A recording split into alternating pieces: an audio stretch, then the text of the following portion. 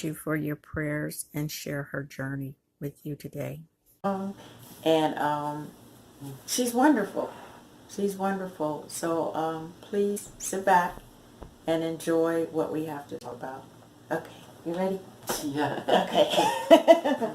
Okay, so the subject is about grief. You guys know that I've grieved a lot, and it's been hard and painful. But you may not realize that you may, and as she said earlier, we normally grieve over someone, but she's going to explain that it's possible to be grieving yourself, your own self. Okay. Okay. Okay. Okay. So the first question is, when did you realize that you were grieving? Myself, I didn't really know because I didn't know that it was possible to grieve yourself, and I was going through depression and anxiety, and then anger was something new. I had no idea, that, because I'm not an angry person, that why I was angry, and then crying, and it was like emotional turmoil. And I went to a counselor, and she informed me that I was grieving myself, and I had no clue you could do that. Yeah, and like me, I was actually grieving another person, my husband, and it's the same symptoms as when you're grieving yourself. It's just like, but you don't know it, you know. Yeah. But what was the point? Where was the point? What brought it on, the grief? Because I went through a year of surviving cancer. They removed, I was stage 3 cancer, and they removed the tumors and the lymph nodes, and I was cured. And April, I had no cancer, and then I went for a CT scan in June, and there was cancer in my liver, and that put me into stage 4. Okay. And they basically told me, you're terminal. And so my mind exploded. Yeah. Well, what was it? CT? Was that just a regular checkup they had you to come, or were you feeling No, something? to get my ostomy reversed.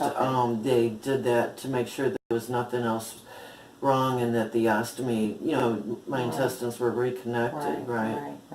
So an ostomy, you want to maybe explain to people what that is? Some people may not know. They cut my intestines, and they fell apart, and to give the large intestine time to heal, they put the small intestine coming out of my stomach, and then a bag on my stomach to go through. Wow. That's a lot. Yeah, That's it a was lot. torture. That's a lot. Yeah.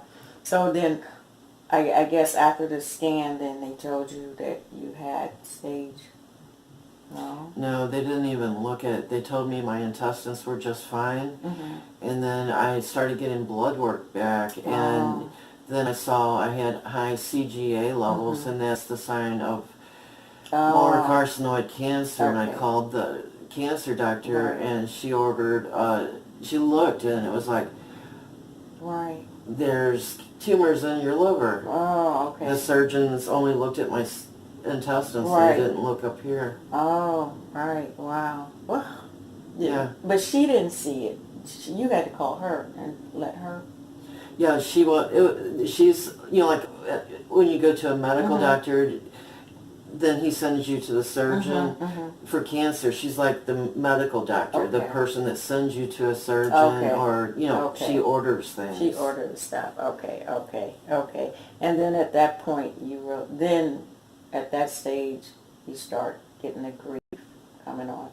It was, then she sent me for an MRI to confirm that they are tumors, and then I had a biopsy that said that they were faster growing. Right. Wow, yeah. And then she pretty much took away all hope of living. Yeah. And so emotionally I just lost it. Yeah. That is rough. Yeah. So, and that brought on that grief, and just like, Okay, so then you got to that point, but then there's a point, because I know you. Yeah. Look, she's here. Yeah. Okay, there's a point that she made it here, so that means something changed. So when did you recognize that you had to change from what she gave you this and turn it into something that you can deal with, you know?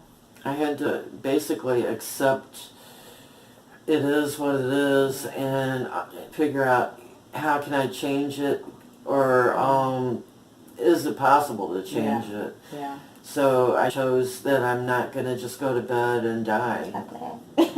Yeah. I had to learn to reprogram my brain Right. to no more tears. You Yeah. know, I Yeah. had to, Just like, okay, that's enough. Because that's how I felt. Like there's a point where you stop and you just say, I can't do this no more. Because mine was just crying. You know, just crying. And it hurt. It hurts when you cry a lot. You know, it really did hurt. So, and you can't live like that. right. You cannot live like that. So, definitely understands that. Now, there's a point that something, and it may be hard to explain, that something brought you took that acceptance. And what? you accepted, like, Yeah. okay, I cannot accept what she's saying, and I'm going to have to change how I'm looking at this. And where are you at now? Let's just put it that way. What are your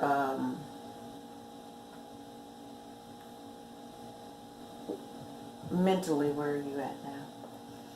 I'm a lot better because, you know, you've got to start feeding your, you know, like positive energy. Yeah, And then that's true. I started looking. I was going to go to a grief counseling where there's a bunch of women with cancer. And then I started, because my cancer is rare, and I started looking for possibly somebody with my type of cancer. And on Facebook I found a lady named Heather, and then I thought she was more advanced because she's got 12 years of extra life. Right.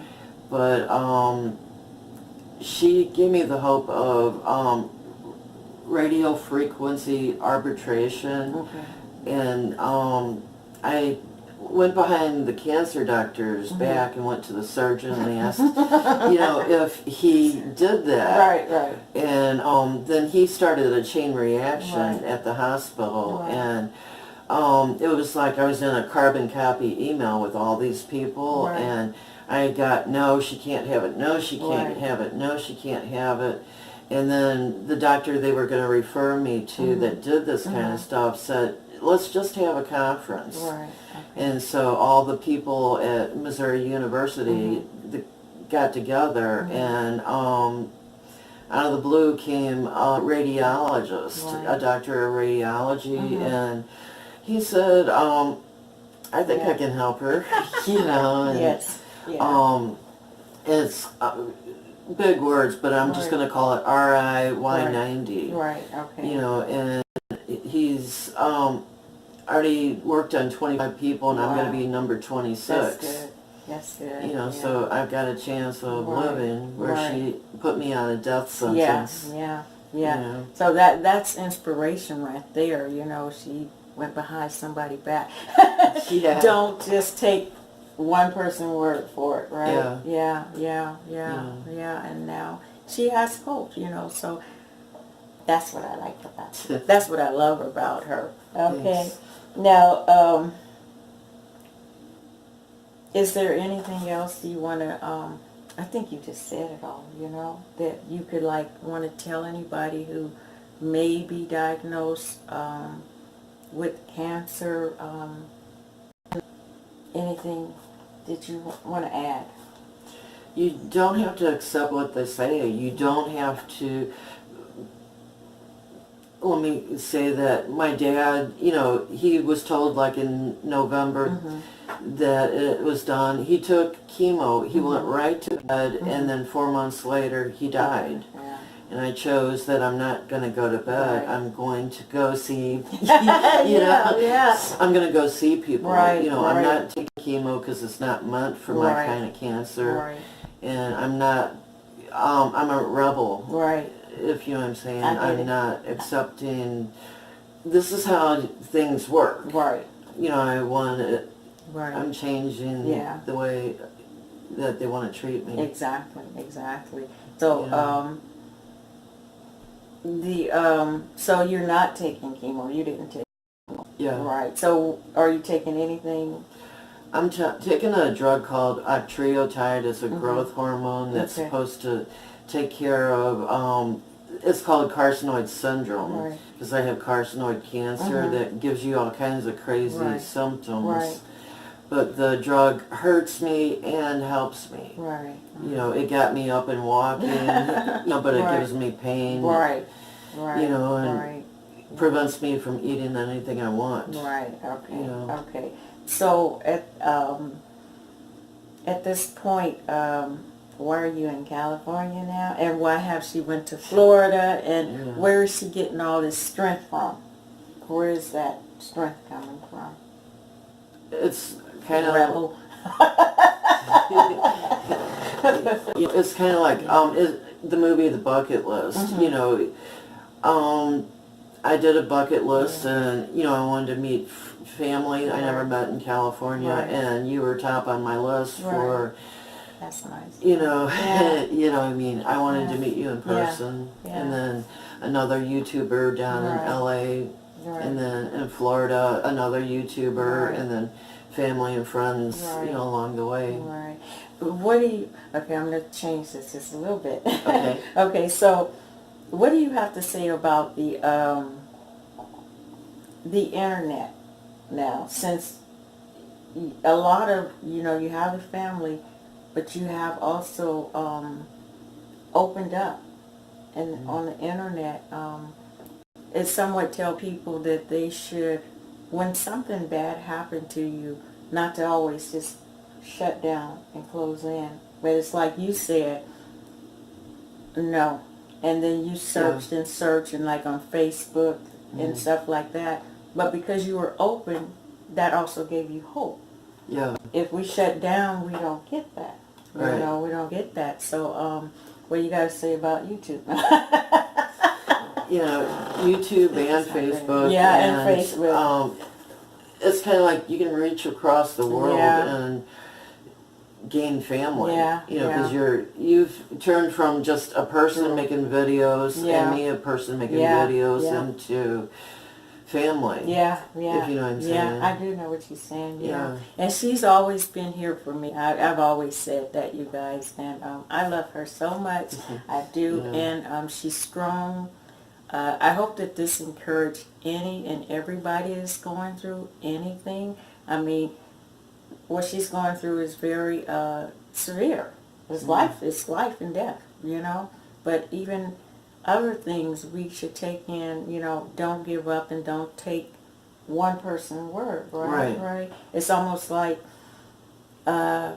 changing over a little subject, like some people feel like they're not worthy because maybe their parents told them, or that one person, and they just lose all hope. And it's like, even in a small situation like that, don't take that one person's word, or don't just believe that person, Right. Yeah. Anything else? I think this is it. Other than like there used to be a commercial, of life expectancy, that kind of sticks with you, as in, don't let the doctor take away your life. Yeah. And don't just do chemo because your family thinks it's a cure. Right. Where there is no cure for cancer. Yeah. And the drugs, I don't mean to be an anti-drug. No. Some people can take it, but it kind of extends your life, but it kind of, for some people, takes their life away. True, yeah. And with her, to look for more options. There's other options. Sometimes we just gotta really dig for them, right? Yeah. And don't accept to go just torture yourself. Versus, I'd rather have quality than quantity. Yeah.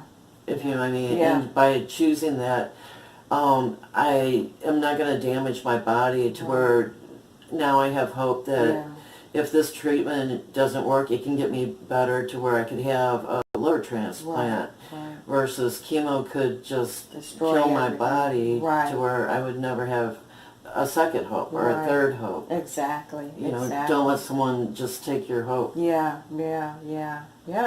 Okay, you guys. What can we say? Yeah. That's it for you. It's like 16 minutes. We did good. Yeah.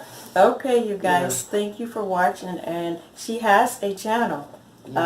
She's not making any videos right this moment because she's traveling, because she's a rebel, and she's going out and she's meeting other YouTubers and family that she's never met. And I think she shows us how to live your life, you know.